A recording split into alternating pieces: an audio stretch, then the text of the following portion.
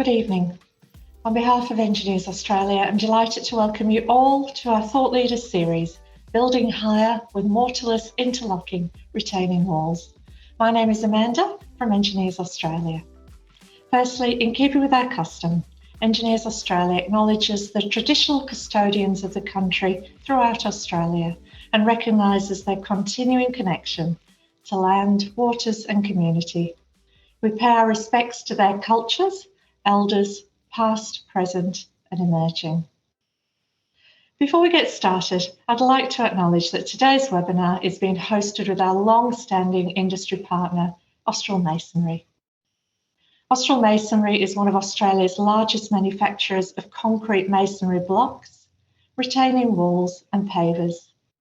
Its commercial solutions include coloured and standard masonry blocks, large-scale segmental block retaining wall products, as well as a range of hard-stand solutions such as commercial and permeable segmental block paving. Today, we will hear from industry speakers, followed by our audience Q&A, and we encourage you to ask questions throughout to our speakers.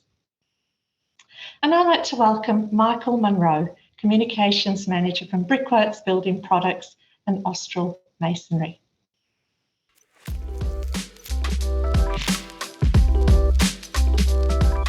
Good evening, and on behalf of Austral Masonry and Brickworks, welcome to tonight's event. Whether you're joining us here in Brisbane or anywhere across Australia or around the world, thank you for joining us this evening. My name is Michael Munro, and I'm Brickworks Communications Manager for our concrete and facade brands, which includes tonight's sponsor, Austral Masonry. As previously mentioned, Austral Masonry is one of Australia's largest manufacturers of concrete masonry products, including coloured and standard masonry blocks, retaining wall blocks and sleepers, and concrete pavers designed for residential and commercial applications. We are also part of Brickworks, a group that includes a number of other leading building product brands offering masonry, retaining walls, bricks, roof tiles, precast concrete, facade systems, and pavers and stone. Our brands continue to lead through style and innovation. We offer quality materials designed for beautiful environments. We are proud to bring you events like this one, which allow leading engineers to impart their knowledge and their experience to the broader industry.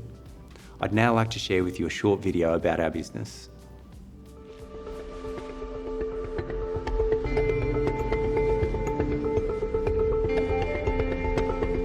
Strong, secure, everlasting, innovative, resilient, stylish.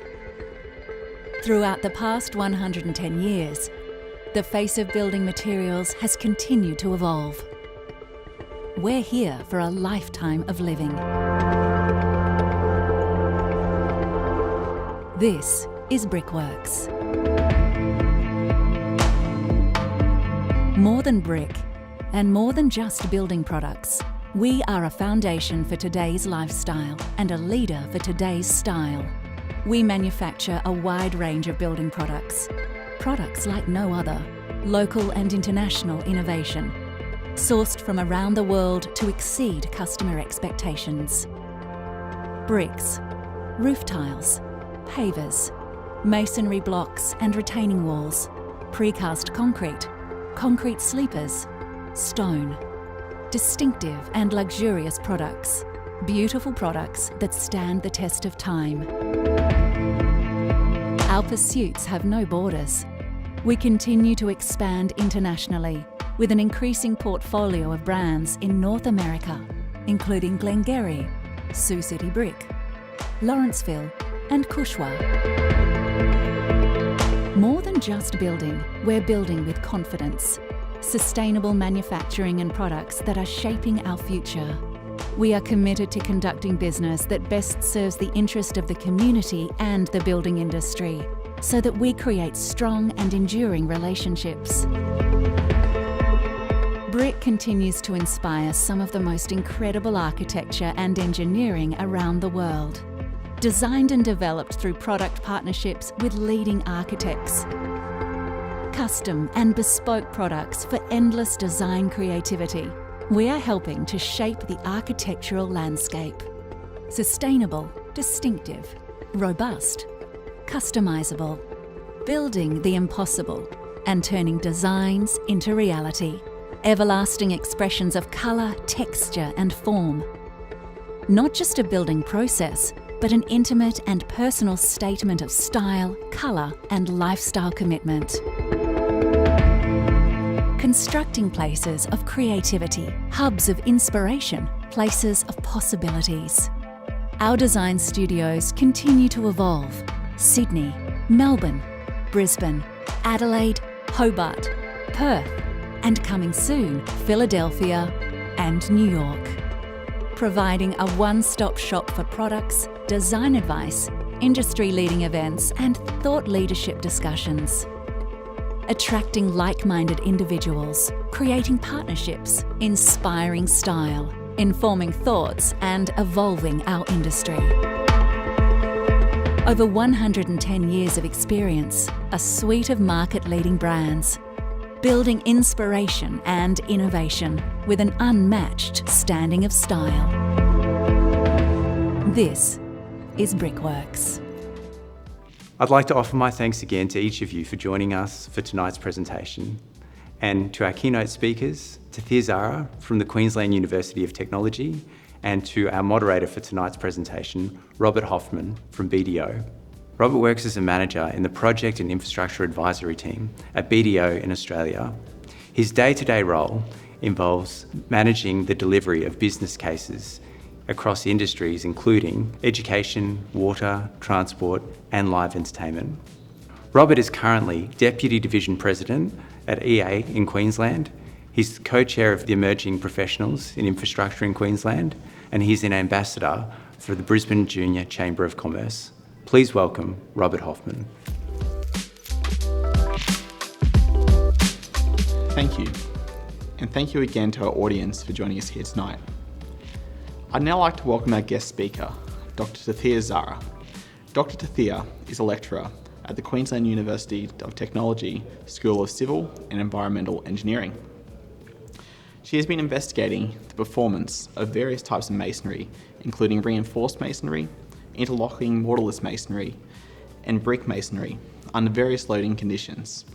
And her research has shown that masonry has the potential as a sustainable and resilient construction material with less carbon emissions, better fire resistance, and offers ornamental designs in building facades.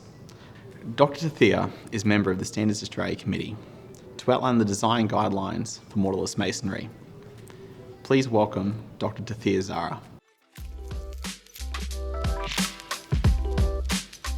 Thanks, Robert, for your kind introduction. Greetings, everyone. Today I'm going to talk about mortarless interlocking masonry and their application in retaining walls, especially with respect to their height limitations and how can we overcome this limitation and how can we build higher using this system. Before I start, I would like to give a brief background how I ended up at QUT doing research in this area. I am originally from Karachi, which is the biggest city of Pakistan, and it is famous for its chaotic lifestyle. I was working as a design engineer for a few years before starting my academic career, first at Sir Syed University of Engineering and then in NAD University of Engineering until 2014. During that academic and professional career, I never knew that masonry can be used as a structural material. Of course, we have masonry in Pakistan, but they are mainly used as partition walls and framed structures.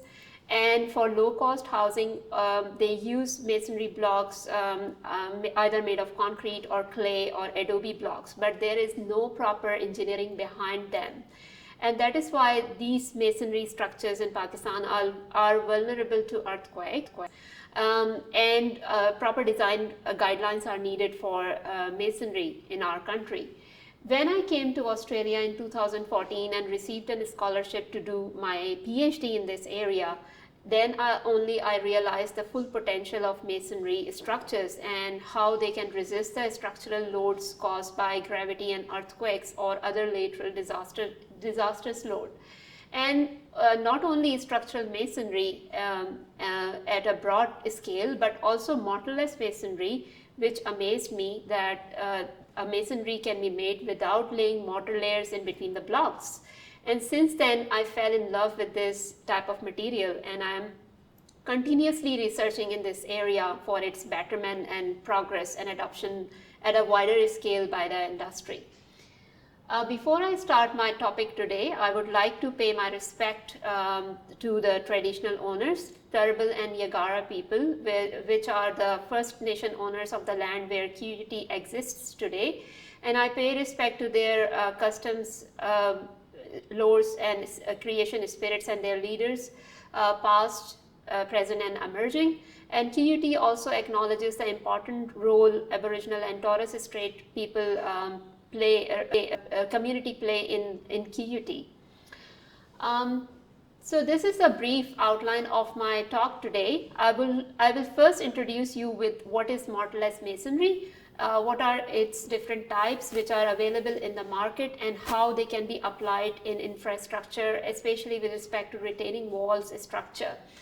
And then I will actually compare its benefits over traditional mortared masonry or reinforced mortared masonry, how it is better than that masonry and what advantage we have over that type of masonry.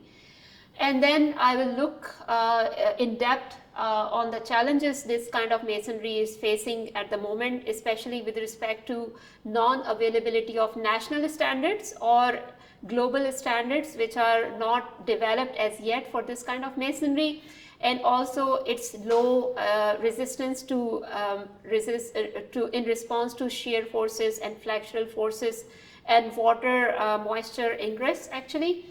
And then to overcome these challenges, what are the recent research outcomes since I have developed since my PhD to understand the behavior of this kind of masonry and how to develop design guidelines for this kind of masonry to resist axial forces in terms of compression, out of plane flexural response, shear response, and shear bond strength.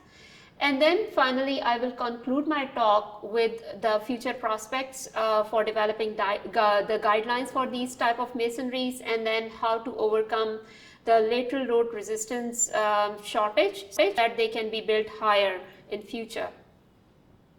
So let's start with the introduction. What is mortarless masonry? What is its background? So as the name says, this masonry is stacked, it's developed by stacking the units over each other, usually in a running course, without laying any mortar layers.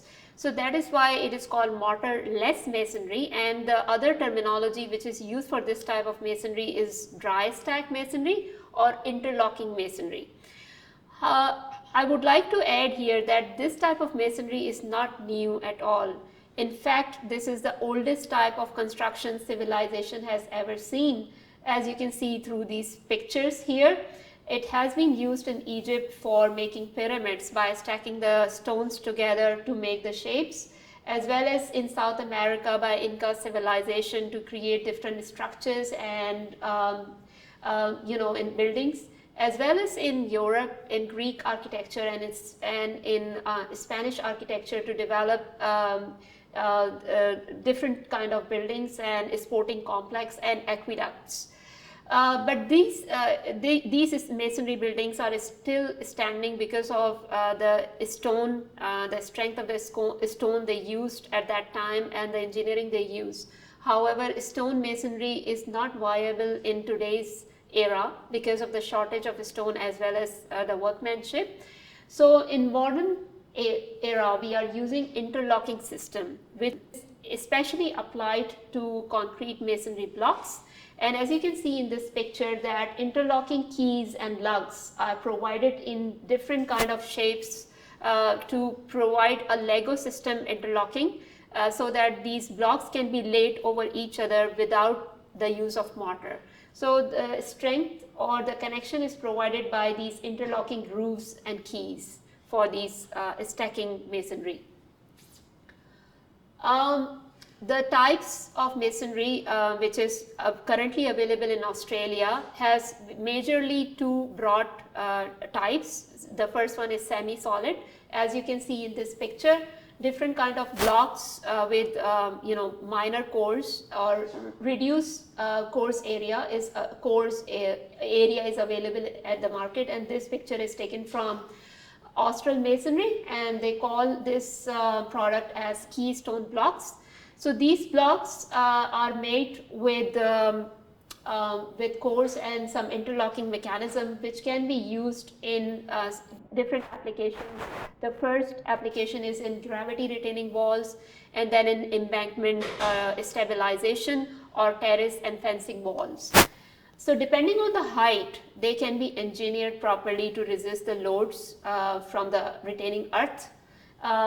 If one is building from 800 millimeter to 3 meter high retaining walls, then such as this one in this picture, these blocks can use the steel pin connections which comes with this product, and these galvanized steel pins provide interlocking mechanism between the courses of the masonry layers with interlocking masonry blocks.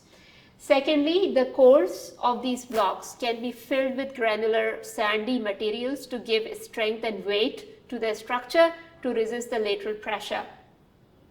For building higher, up to 15 meter heights, these blocks actually are viable for these heights, but the cores of these blocks have to have been filled by different kind of concrete grout fill mixtures or no fine concrete to provide the stability and greater resistance to resist the lateral, the greater height of the earth retaining behind these walls. The second type of interlocking masonry which is available in Australia are hollow blocks, and I have picked two examples. One is Heron block from Austral Masonry, and the other one is Verslog block from Edbry Masonry. So you can see these blocks are hollow with a wider core to fill the grout or the granular soil materials, and they have interlocking lugs on the face shell as well as on the web shells to provide interlocking and the bonding between the block layers. So these blocks can also be used in making gravity retaining walls as well as the basement walls of the buildings or terrace or fencing walls. Again, for different heights, there are different specifications which have been engineered by the manufacturers. For low height application, these blocks, the cores of the blocks can be filled with granular soil material to provide stability and strength. And for higher heights, for greater heights up to 15 meter, especially in basement building walls, the cores of the blocks can be filled with concrete grout, and they can also be reinforced with conventional Rio bars to provide strength to take the lateral pressure created by the retaining earth. Before I go into technical details, I would look into the advantages mortarless masonry could have over the conventional mortared masonry. So the first and foremost benefit is with respect to labor. So we know that there is a shortage of skilled mason at the moment, and their cost is very high. So by using this mortarless masonry as an alternative, we can reduce the labor cost because of this interlocking system. This kind of masonry can be actually stacked by a less skilled labor. The second advantage is that this masonry does not use mortar, so there is no need of mess and cleaning which is caused by mortar layers in the conventional masonry, and we can imply that this kind of masonry is more environmental friendly. And the third most important advantage this type of masonry has over the conventional masonry is the construction time. The conventional masonry takes a larger time for laying of the mortar and then drying of the mortar as well, whereas because of the dry stacking, mortarless masonry can be constructed in much faster time as compared to the conventional masonry. However, there is one important thing here I would like to mention is with respect to the cost related to the blocks and their quality. Because mortarless masonry relies on the interlocking keys and the dry stacking of the courses, they have to have a very high quality finish and the tolerances with respect to the surface and the heights. So the cost of the blocks for mortarless masonry is relatively higher as compared to conventional blocks which are used for masonry. Overall, it is estimated that the saving in cost and construction time can be up to 50% while using mortarless masonry over mortared masonry. So it is apparent that mortarless masonry is much more advantageous as compared to mortared masonry. However, I would like to now discuss some technical details with respect to retaining walls. So we all know that retaining walls actually resist the lateral earth pressure, which is triangularly increased with the height of the retaining earth. And this lateral earth pressure, as the name says, the first type of retaining walls which are generally constructed with these mortarless blocks is gravity retaining walls. So it means the gravity load or the load of the wall itself provide the resistance against this lateral pressure. And as you can see in this picture, which is taken from the Keystone Blocks technical manual, the drainage can be provided in this wall, in the gap between the wall and the earth layer, and which this can be filled with granular material to fill that gap and for proper drainage. And similarly, the other application of mortarless retaining walls is in basement walls.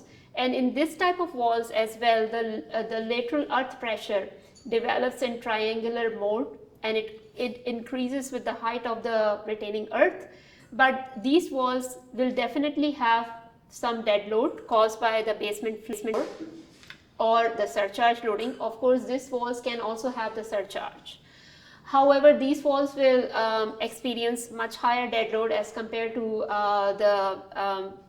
the cantilever retaining walls, and both of these walls can be built to a moderate heights.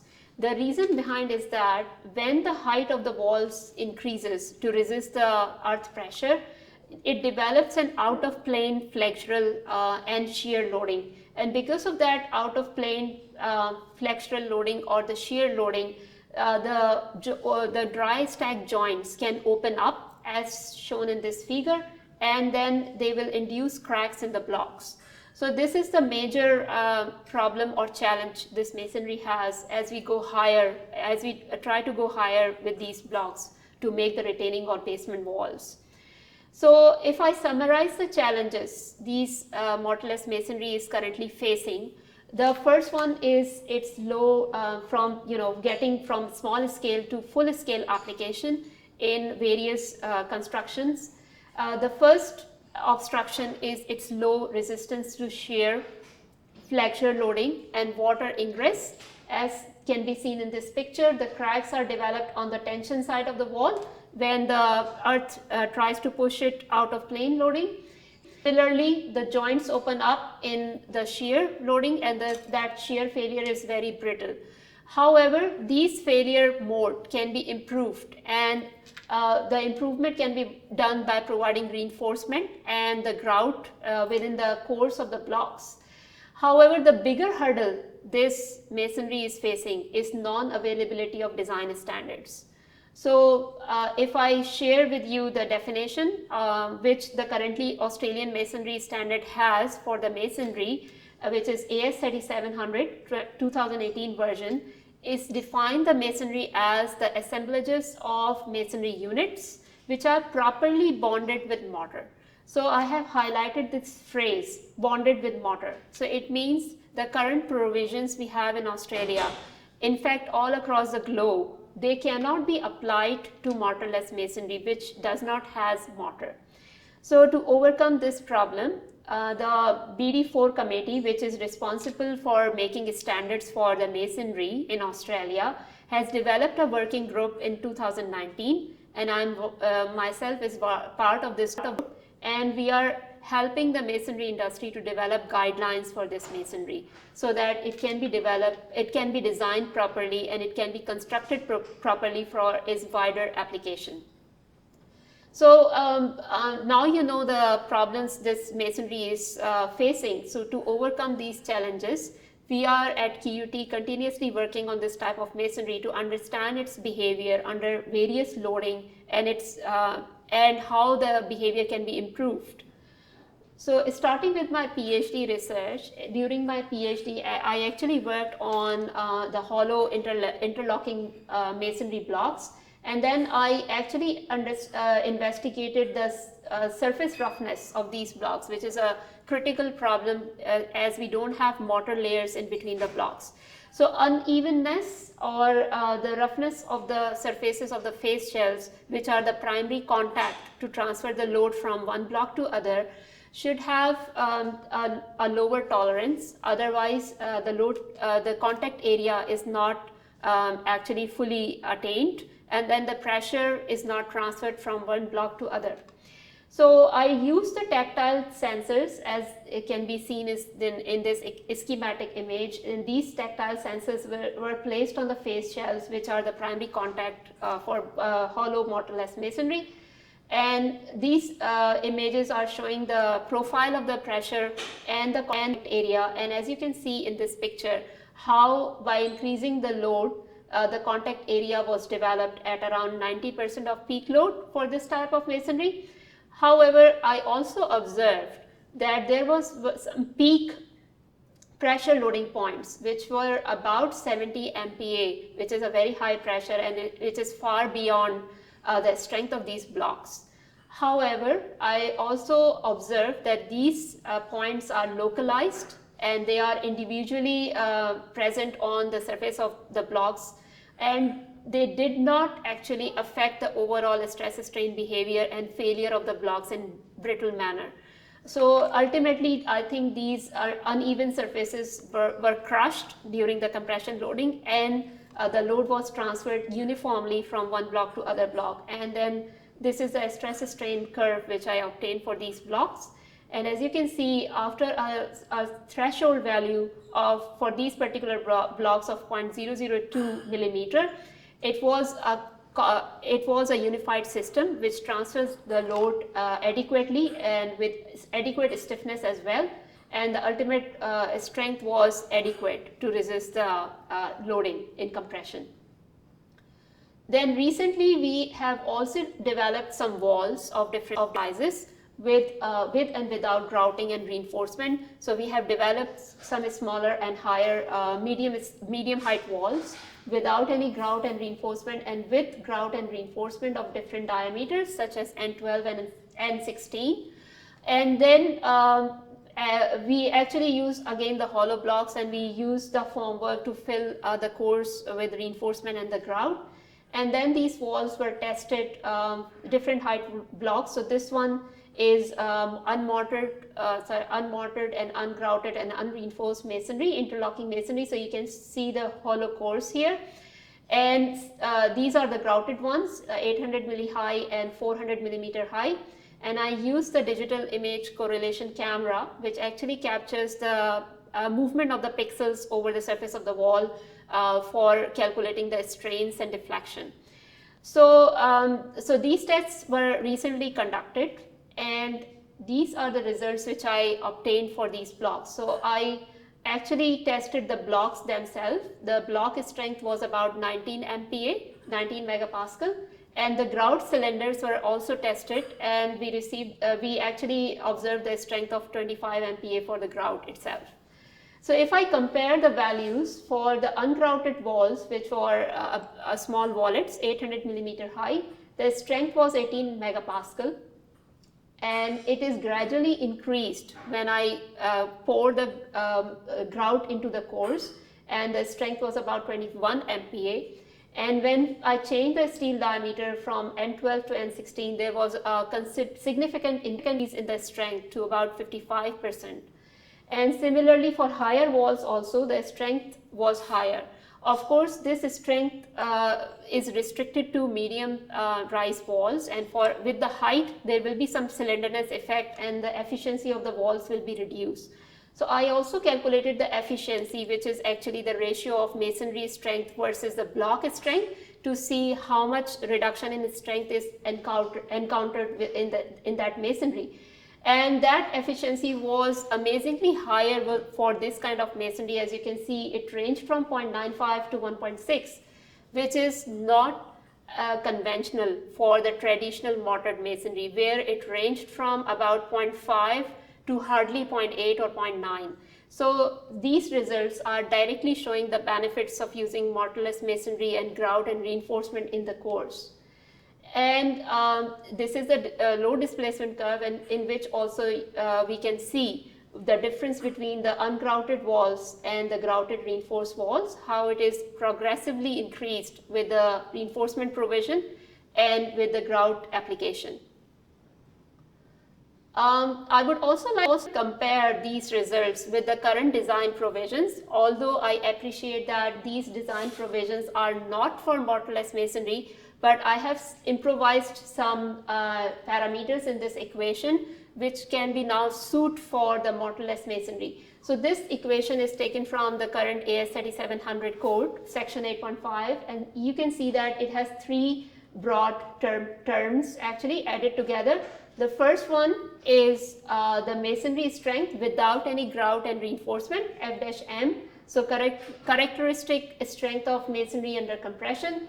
And AB is referred to as the bedding area, which is actually the contact area of the shells, which I tested earlier in my PhD. So the area for these particular walls was about this millimeter square. The second term refers to the grout role. Actually, this is the grout contribution. FG is the grout strength. And I didn't change these parameters. These are still the same, which are used for mortared masonry.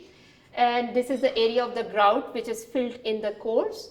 And the last term is for the contribution of the steel bars, vertical steel bars. So as you can see, 0.4 is the factor which is used in the walls when lateral ties are not provided in these walls. So in these walls, we also didn't provide the lateral ties because the new code actually support this kind of construction method. And hence we apply this reduction factor of 0.4. So the respective values of these parameters are given in this table. And in addition to these terminology, you can see the reduction factor, which is respectively 0.75 and 0.6 and 0.5 for reinforced, grout, and grouted and unreinforced and ungrouted masonry. And in addition to that, this reduction factor is accounting for the cylinderness and the eccentricity in loading. So the cylinderness of these walls was from 4.2 to about 7, and eccentricity was taken as 0 because we did not apply eccentric load. So using this equation, now I am comparing the experimental capacity of these walls for different scenarios, ungrouted, which is 438 kilonewton, and using this capacity equation, I actually calculated 290 kilonewton. So you can see that the safety ratio is 1.5. However, when I compared the grouted and grouted reinforced masonry walls with this design equation, the safety ratio grew higher, which we actually prefer, because the safety ratio of 2 or more is recommended for design standards. So from this table, what we can infer is that ungrouted, unreinforced masonry, of course, are not safer because they don't have stability and they can collapse because of the earth pressure. So, but with grout itself and with reinforcement, we can achieve the desired safety to resist the lateral loads and the vertical load caused by the dead load. In addition to this testing, we also actually developed some wall samples to test the out-of-plane flexural capacity, and these wall samples also are provided with the horizontal reinforcing bars, as you can see in here. So these horizontal bars were provided to increase the shear capacity and out-of-plane flexural capacity. And we actually used two different steel diameters, N12 and N16, which is similar to compression loading. and then we test them under 4-point bending to check their out of plane flexural capacity. And the results are quite impressive. As you can see, there is very minor cracking in the blocks, and the blocks were filled mainly by opening of the joint in the tension side, which is expected from this mortarless masonry because there are no mortar in the dry joints. And I would also like to add that the reinforcement in these walls were provided in the middle of the block cores. So the depth of the reinforcement from compression flange will be half of the thickness of the walls. Looking at the results now, I would also like to compare again with the existing equation we have in A700 for out of plane flexural or bending capacity. So this equation, as you can see, is taken from the reinforced concrete beam theory, and it actually based on the reinforcement contribution to resist the lateral loads. So this equation has the characteristic strength of masonry, of course, which is 18 MPa for this type of walls which we have tested. ASD is defined by this formulation, or the tensile reinforcement, which is the vertical reinforcement, whichever is less. B is the width of the compression flange, and it is defined mainly by the spacing of the bars. So we take the spacing of the bars, which was about 400 millimeter in this case. And the depth of the bars from compression flange was the mid thickness of the block, so it was only 95 millimeter. So by using these magnitudes into this equation, I can compare the experimental bending capacity in kilonewton meter with the AS3700 prediction made by this equation. So as you can see, there is a huge difference, and the strength which we received from the testing was about 30 to 33 kilonewton meter, whereas the prediction from the code was only 7 and 12 kilonewton meter. So it means this equation can be further improved for application in dry stack masonry or mortarless masonry. In addition to the strength comparison, the load deflection curves were also very ductile. As you can see, we see the failure at around 25 millimeter out of plane displacement, and the walls showed sufficient ductility to resist the lateral loads for simulating the earth pressure.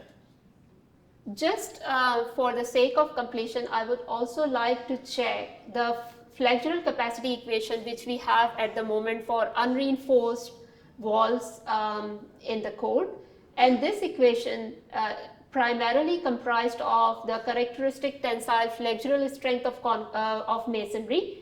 For this masonry, it is about 0.1 megapascal, which is very low because it has no mortar layers in between the blocks.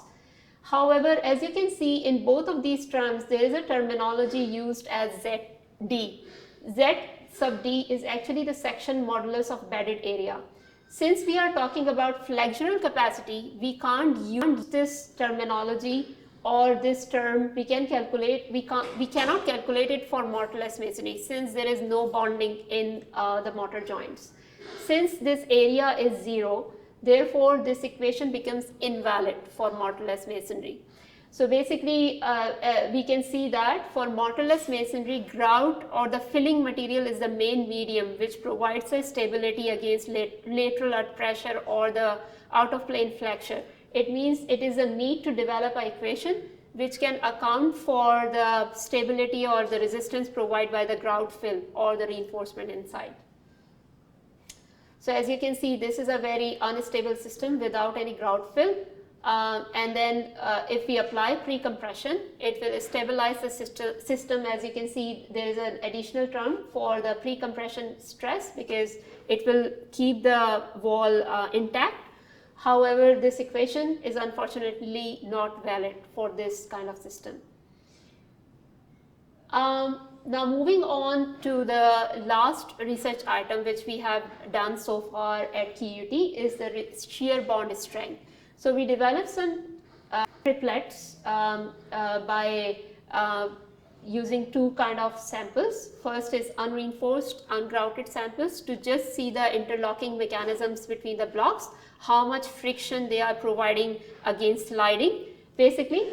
And some of the walls were constructed with grouts and 2 and 12 bars. So basically we apply the load in the center cores and we restrict the movement of the side courses, and we see the slide, we actually observe the sliding of these joints to see the interlocking strength or shear bond strength. So the shear bond strength was about 0.14 megapascal, which was only provided by the friction and the interlocking mechanism. However, and at the moment AS 3700 provides the limiting value of 0.15 for mortared masonry. So it is slightly lower. If we do more research, we can actually prescribe these values for mortarless masonry. However, if you see the grouted samples, they showed about 2.5 megapascal strength, which is much higher than what is prescribed for the mortared, reinforced masonry in the code as at the moment. And this was a shear mode, failure mode. As you can see, the interlocking lugs actually broke off, so which is a primary failure in shear sliding. Now, just a broad comparison between the reinforced masonry and the mortarless reinforced masonry. So you can see here, earlier we actually tested many walls with the traditional mortar system, and these were also grouted and reinforced. And recently we have tested mortarless walls with grout and reinforcement.